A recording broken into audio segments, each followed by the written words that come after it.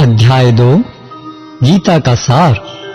संजय उवाच तं तथा कृपयाविष्टम् अश्रुपूर्णाकुलेक्षणम् विषीदन्तम् इदं वाक्यम् उवाच मधुसूदनः।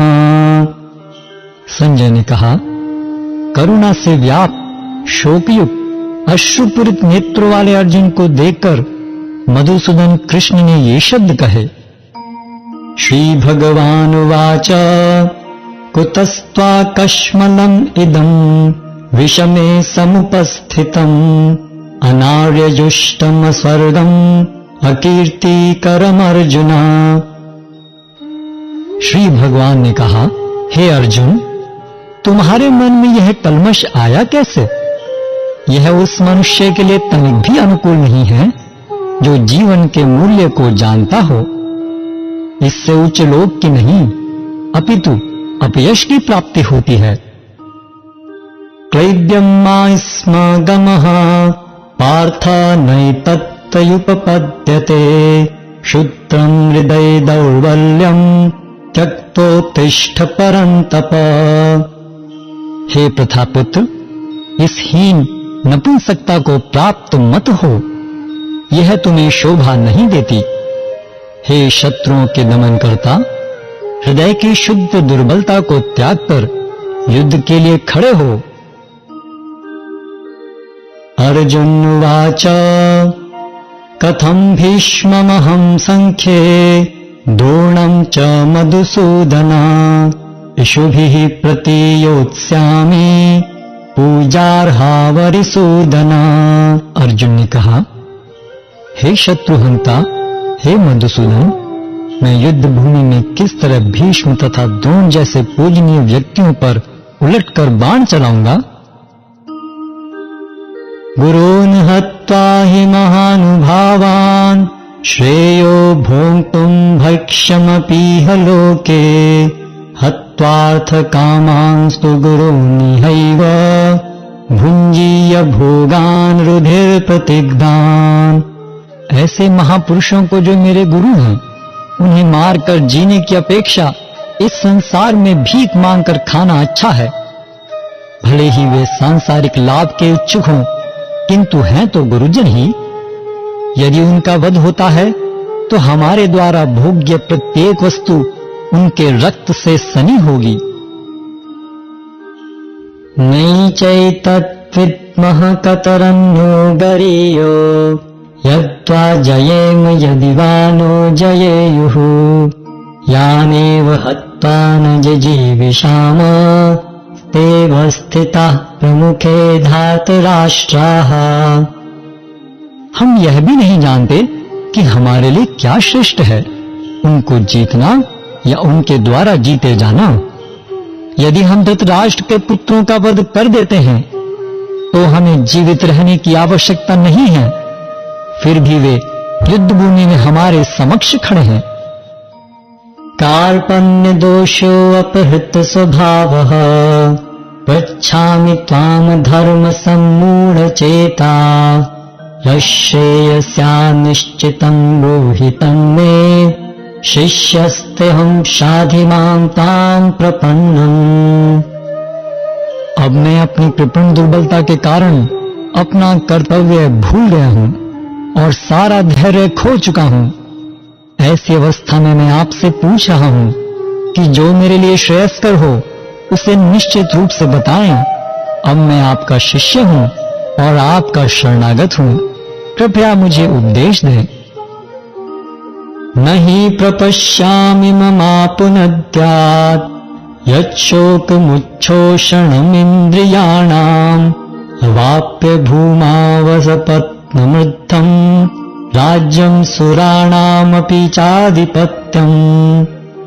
मुझे ऐसा कोई साधन नहीं दिखता जो मेरी इंद्रियों को सुखाने वाले इस शोक को दूर कर सके। स्वर्ग पर देवताओं के अधिपत्य की तरह इस धन धान्य संपन्न सारी पृथ्वी पर निष्कंटक राज्य प्राप्त करके भी मैं इस शोक को दूर नहीं कर सकूंगा। संजय उवाच एवमुक्त्वा ऋषिकेशम् गुडाकेशः परन्तप न योत्स्यैति गोविन्दम् उक्त्वा तूष्णीं बभूवः। संजय ने कहा, इस प्रकार कहने के बाद शत्रुओं का दमन करने वाला अर्जुन कृष्ण से बोला, हे गोविंद, मैं युद्ध नहीं करूंगा, और चुप हो गया। तमुवाच ऋषिकेशः प्रहसन्निव भारत सेनयोरुभयोर्मध्ये विषीदन्तम् इदं वचः। हे भरतवंशी धृतराष्ट्र, उस समय दोनों सेनाओं के मध्य शोकमग्न अर्जुन से कृष्ण ने मानो हंसते हुए ये शब्द कहे। श्री भगवानुवाच अशोच्यानन्वशोचस्त्वम् प्रज्ञावादांश्च भाषसे गतासु न गतासूश्च नानुशोचन्ति पंडिताः। श्री भगवान ने कहा, तुम पांडित्यपूर्ण वचन कहते हुए उनके लिए शोक कर रहे हो जो शोक योग्य नहीं है। जो विद्वान होते हैं वे न तो जीवित के लिए न ही मृत के लिए शोक करते हैं। न त्वेवाहं जातु नासं न त्वं मे जनाधिपा न चैव न भविष्यामः सर्वे वयमतः परम्।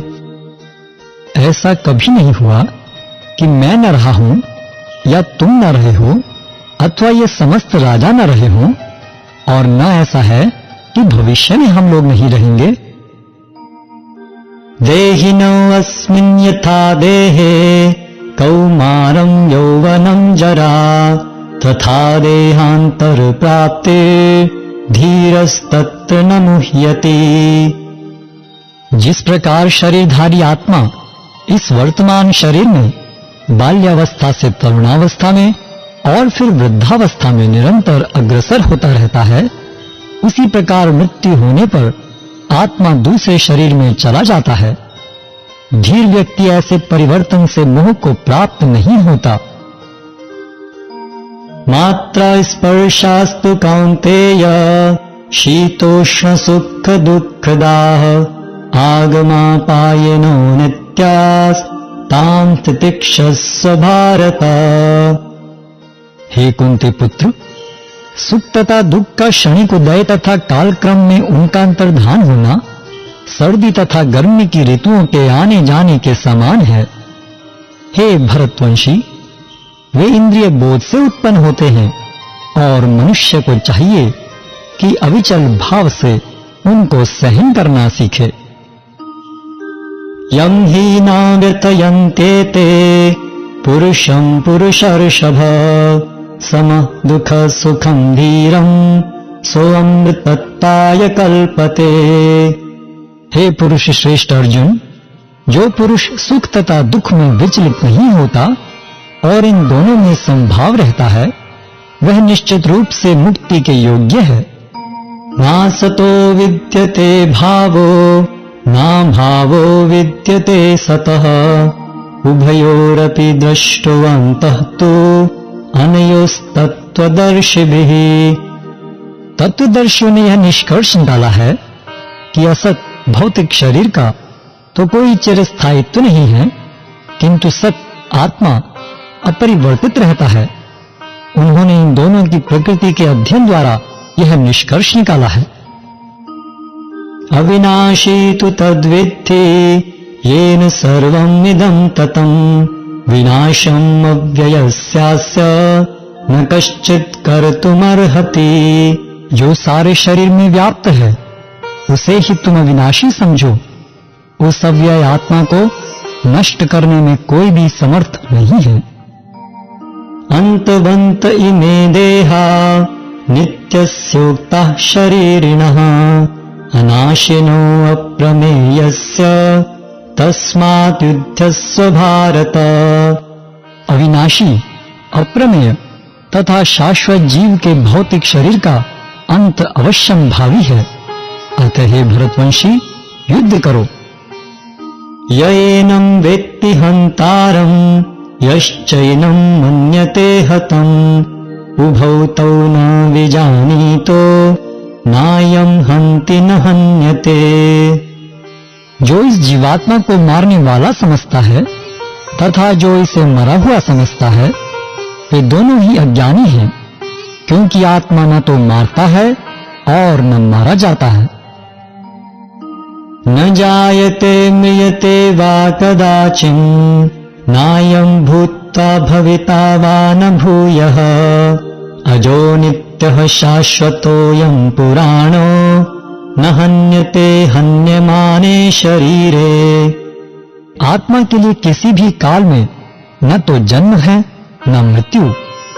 वह न तो कभी जन्मा है न जन्म लेता है और न जन्म लेगा। वह अजन्मा, नित्य, शाश्वत तथा पुरातन है।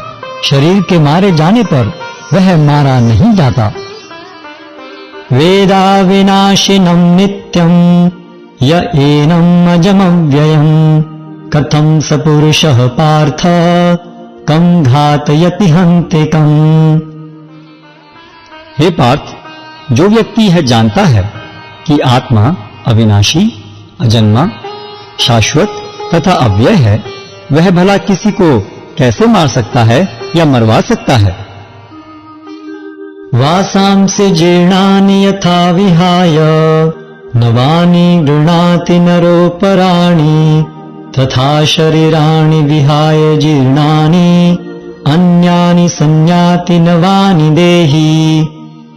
जिस प्रकार मनुष्य पुराने वस्त्रों को त्याग कर नए वस्त्र धारण करता है, उसी प्रकार आत्मा पुराने तथा व्यर्थ के शरीरों को त्याग कर नवीन भौतिक शरीर धारण करता है।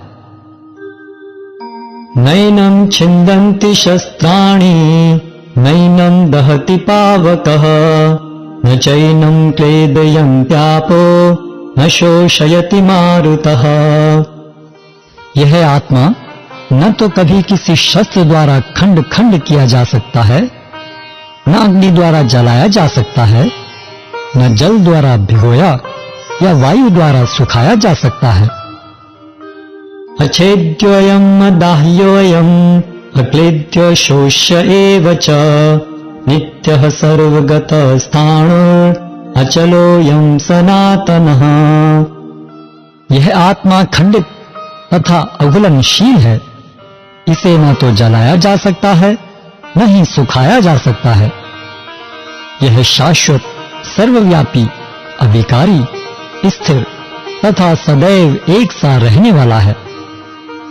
अव्यक्तोऽयम् अचिन्त्योऽयम्, अविकार्योऽयमच्युते, तस्मादेवं विदित्वैनं नानुशोचेतुमर्हसि। यह आत्मा व्यक्त, अकल्पनीय तथा अपरिवर्तनीय कहा जाता है। यह जानकर तुम्हें शरीर के लिए शोक नहीं करना चाहिए। अथ चैनं नित्यजातं, नित्यं वा मन्यसे मृतं, तथापि त्वं महाबाहो नैनं शोचितुमर्हसि। किंतु यदि तुम यह सोचते हो कि आत्मा अथवा शरीर का लक्षण सदा जन्म लेता है तथा सदा मरता है, तो भी हे महाबाहु, तुम्हारे शोक करने का कोई कारण नहीं है। जातस्य हि ध्रुवो मृत्युर्, ध्रुवं जन्म मृतस्य च, तस्मादपरिहर्यार्थे न त्वं शोचितुमर्हसि। जिसने जन्म लिया है उसकी मृत्यु निश्चित है और मृत्यु के पश्चात पुनर्जन्म भी निश्चित है। अतः अपने अपरिहार्य कर्तव्य पालन में तुम्हें शोक नहीं करना चाहिए। अव्यक्तादीनि भूतानि व्यक्तमध्यानि भारत, अव्यक्तनिधनान्येव तत्र का परिदेवना। सारे जीव प्रारंभ में अव्यक्त रहते हैं, मध्य अवस्था में व्यक्त होते हैं और विनष्ट होने पर पुनः अव्यक्त हो जाते हैं। अतः शोक करने की क्या आवश्यकता है। आश्चर्यवत् पश्यति कश्चिदेनम्, आश्चर्यवत् वदति तथैव चान्यः, आश्चर्यवच्चैनमन्यः शृणोति श्रुत्वाप्येनं वेद न चैव कश्चित्। कोई आत्मा को आश्चर्य से देखता है, कोई इसे आश्चर्य की तरह बताता है तथा कोई इसे आश्चर्य की तरह सुनता है, किंतु कोई कोई इसके विषय में सुनकर भी कुछ नहीं समझ पाते।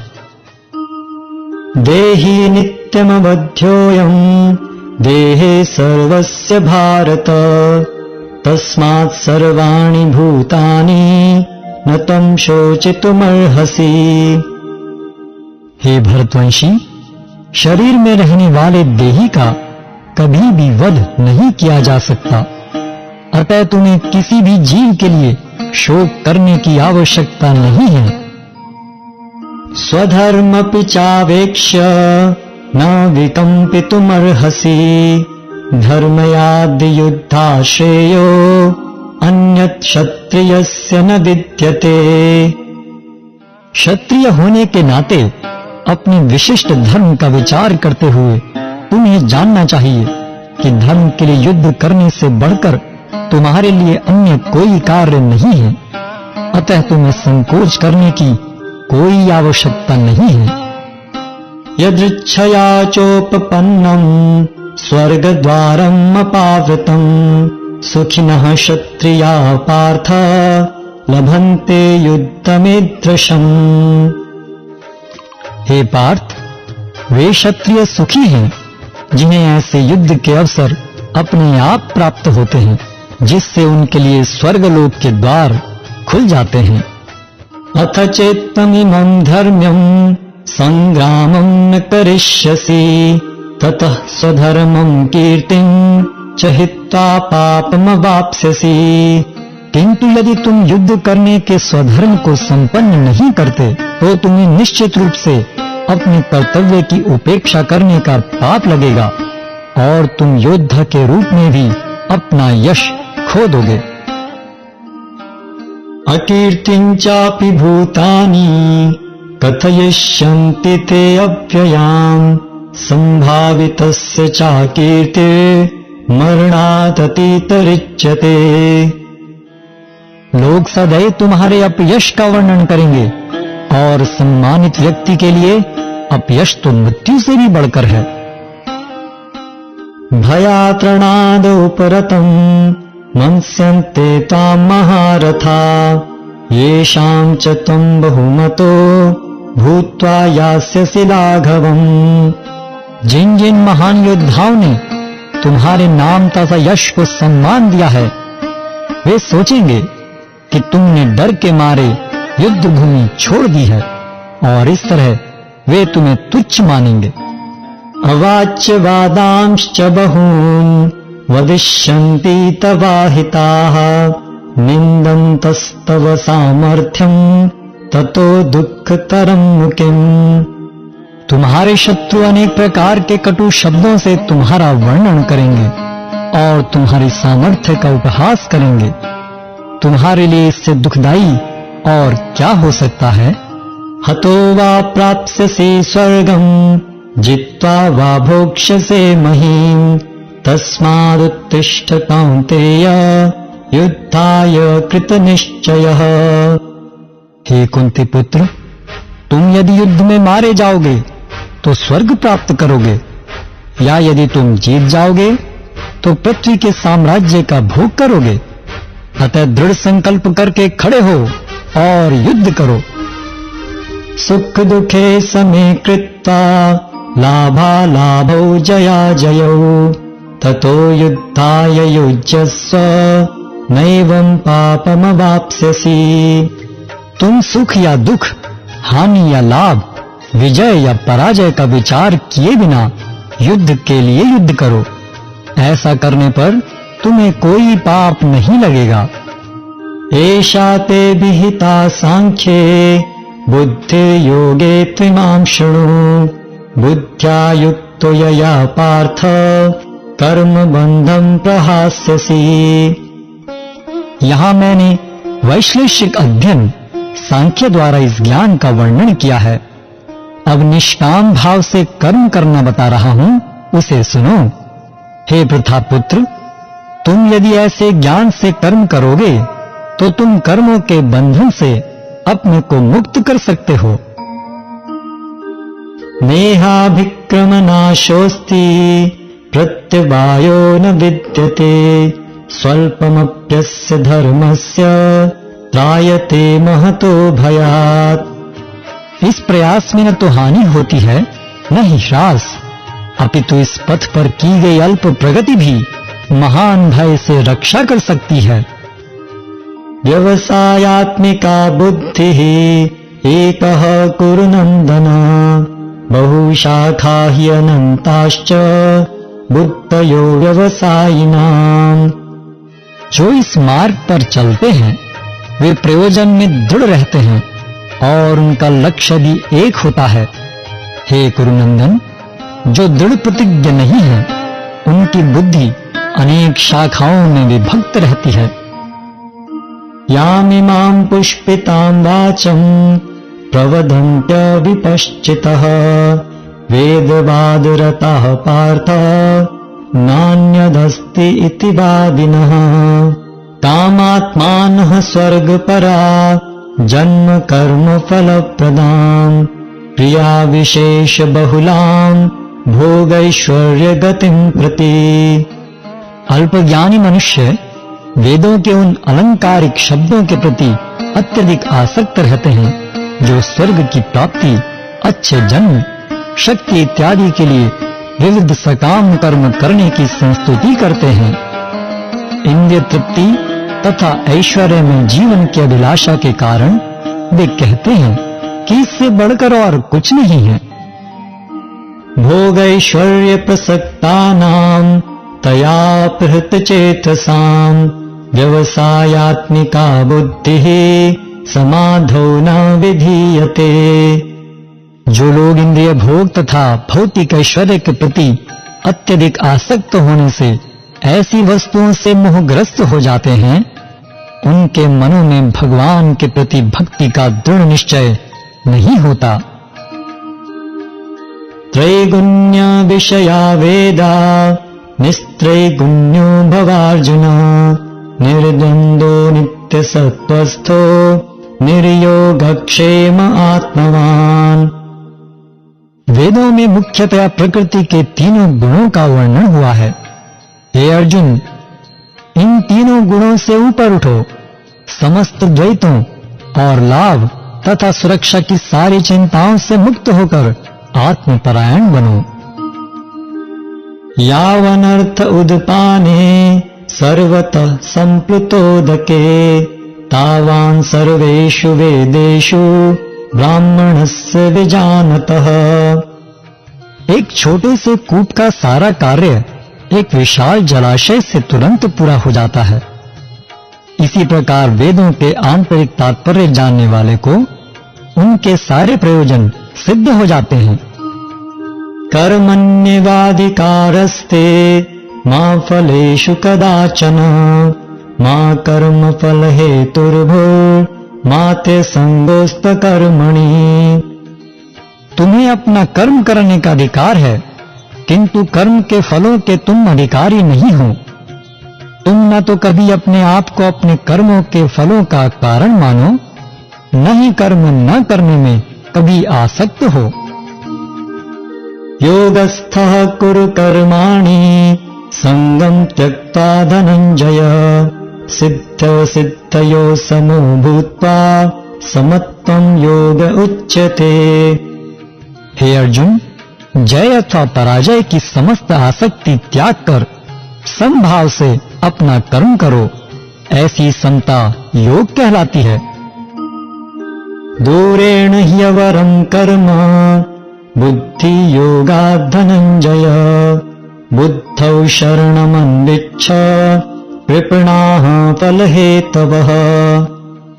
हे धनंजय, भक्ति के द्वारा समस्त गर्हित कर्मों से दूर रहो और उसी भाव से भगवान की शरण ग्रहण करो। जो व्यक्ति अपने सकाम कर्म फलों को भोगना चाहते हैं वे कृपण हैं। बुद्धि युक्तो जहातीह उभे सुकृत दुष्कृते तस्मात् योगाय युज्यस्व योगः कर्मसु कौशलम्। भक्ति में संलग्न मनुष्य इस जीवन में ही अच्छे तथा बुरे कार्यों से अपने को मुक्त कर लेता है। अतः योग के लिए प्रयत्न करो, क्योंकि सारा कार्य कौशल यही है। कर्मजं बुद्धियुक्ता हि फलं त्यक्ता मनीषिणः जन्म बंध विनिर्मुक्ता पदं गच्छन्त्यनामयम्। इस तरह भगवत भक्ति में लगे रहकर बड़े बड़े ऋषि, मुनि अथवा भक्तगण अपने आप को इस भौतिक संसार में कर्म के फलों से मुक्त कर लेते हैं। इस प्रकार वे जन्म मृत्यु के चक्र से छूट जाते हैं और भगवान के पास जाकर उस अवस्था को प्राप्त करते हैं जो समस्त दुखों से परे है। यदा ते मोह कलिलं बुद्धि व्यतितरिष्यति तदा गन्तासि निर्वेदं श्रोतव्यस्य श्रुतस्य च। जब तुम्हारी बुद्धि मोहरूपी सघन वन को पार कर जाएगी तो तुम सुने हुए तथा सुनने योग्य सबके प्रति अनन्य मनस्क हो जाओगे।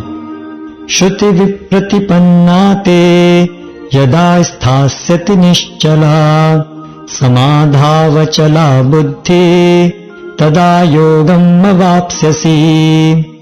जब तुम्हारा मन वेदों के अलंकार में भाषा से विचलित न हो और वह आत्म साक्षात्कार की समाधि में स्थिर हो जाए, तब तुम्हें दिव्य चेतना प्राप्त हो जाएगी।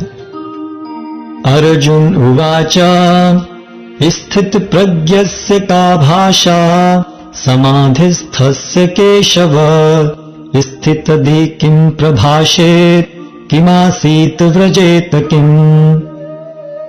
अर्जुन ने कहा, हे कृष्ण, अध्यात्म में लीन चेतना वाले व्यक्ति स्थित प्रज्ञ की क्या लक्षण है? वह कैसे बोलता है तथा उसकी भाषा क्या है? वह किस तरह बैठता और चलता है?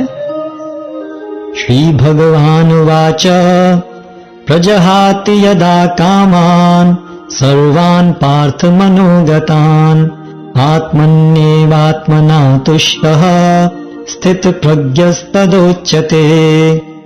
श्री भगवान ने कहा, हे पार्थ, जब मनुष्य मनोधर्म से उत्पन्न होने वाली इंद्रिय तृप्ति की समस्त कामनाओं का परित्याग कर देता है और जब इस तरह से विशुद्ध हुआ उसका मन आत्मा में संतोष प्राप्त करता है, तो वह विशुद्ध दिव्य चेतना को प्राप्त स्थित प्रज्ञ कहा जाता है।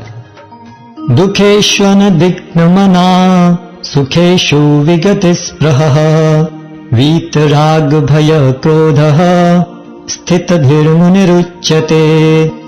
जो त्रय तापों के होने पर भी मन में विचलित नहीं होता अथवा सुख में प्रसन्न नहीं होता और जो आसक्ति, भय तथा क्रोध से मुक्त है, वह स्थिर मन वाला मुनि कहलाता है। यह सर्वत्रानभिस्नेहः तत्तत्प्राप्य शुभाशुभम् नाभिनन्दति न द्वेष्टि तस्य प्रज्ञा प्रतिष्ठिता। इस भौतिक जगत में जो व्यक्ति न तो शुभ की प्राप्ति से हर्षित होता है और न शुभ के प्राप्त होने पर उससे घृणा करता है, वह पूर्ण ज्ञान में स्थिर होता है। यदा संहरते चायं कूर्मोऽङ्गानीव सर्वशः इन्द्रियाणीन्द्रियार्थेभ्यः तस्य प्रज्ञा प्रतिष्ठिता। जिस प्रकार कछुआ अपने अंगों को संकुचित करके खोल के भीतर कर लेता है, उसी तरह जो मनुष्य अपनी इंद्रियों को इंद्रिय विषयों से खींच लेता है, वह पूर्ण चेतना में दृढ़ता पूर्वक स्थिर होता है। विषया विनिवर्तन्ते निराहारस्य देहिनः रसवर्जं रसोऽप्यस्य परं दृष्ट्वा निवर्तते। देहधारी जीव इंद्रिय भोग से भले ही निवृत्त हो जाए और उसमें इंद्रिय भोगों की इच्छा बनी रहती है, लेकिन उत्तम रस के अनुभव होने से ऐसे कार्यों को बंद करने पर वह भक्ति में स्थिर हो जाता है। यततो हि अपि कौन्तेय पुरुषस्य विपश्चितः इंद्रियाणि प्रमाथीनि हरन्ति प्रसभं मनः।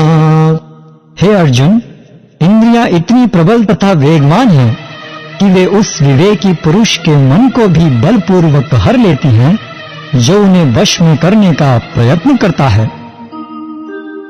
तानि सर्वाणि संयम्य युक्त आसीत मत्परः वशे हि यस्येन्द्रियाणि तस्य प्रज्ञा प्रतिष्ठिता।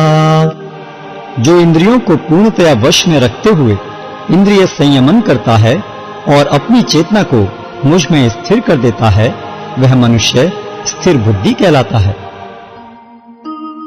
ध्यायतो विषयान् पुंसः संगस्तेषुपजायते संगात् संजायते कामः कामात् क्रोधोऽभिजायते।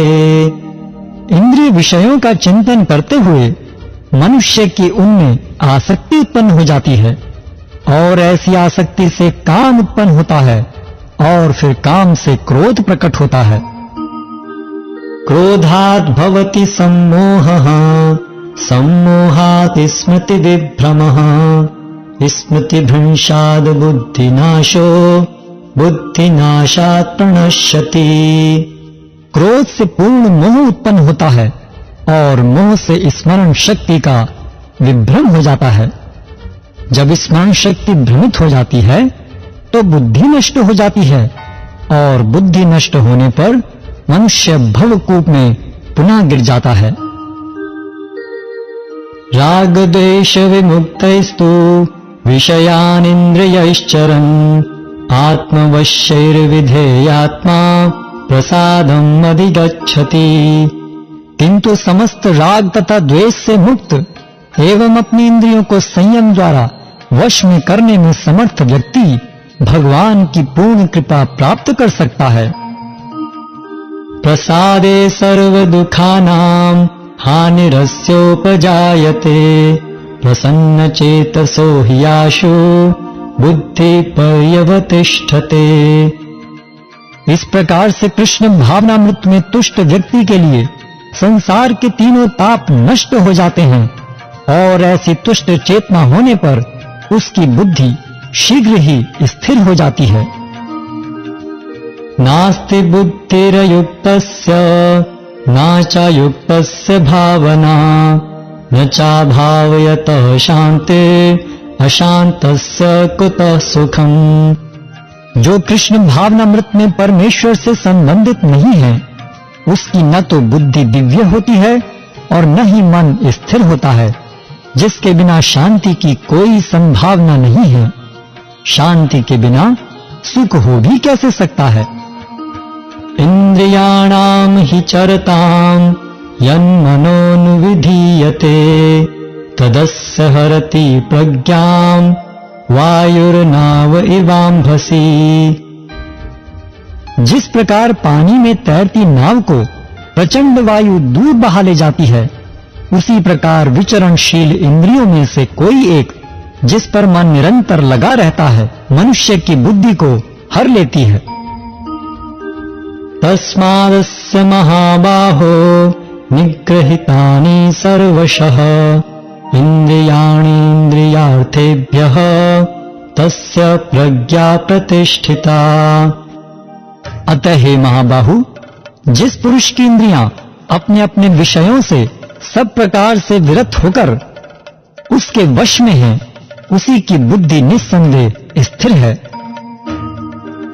या निशा सर्वभूतानां तस्यां जागर्ति संयमी यस्यां जागृति भूतानि सा निशा पश्यतो मुनिः। जो सब जीवों के लिए रात्रि है वह आत्म संयमी के जागने का समय है, और जो समस्त जीवों के जागने का समय है वह आत्म निरीक्षक मुनि के लिए रात्रि है। आपूर्यमाणमचल प्रतिष्ठम् समुद्रमापः प्रविशन्ति यद्वत् तद्वत् कामायं प्रविशन्ति सर्वे स शान्तिमाप्नोति न कामकामी। जो पुरुष समुद्र में निरंतर प्रवेश करती रहने वाली नदियों के समान इच्छाओं के निरंतर प्रवाह से विचलित नहीं होता और जो सदैव स्थिर रहता है, वही शांति प्राप्त कर सकता है।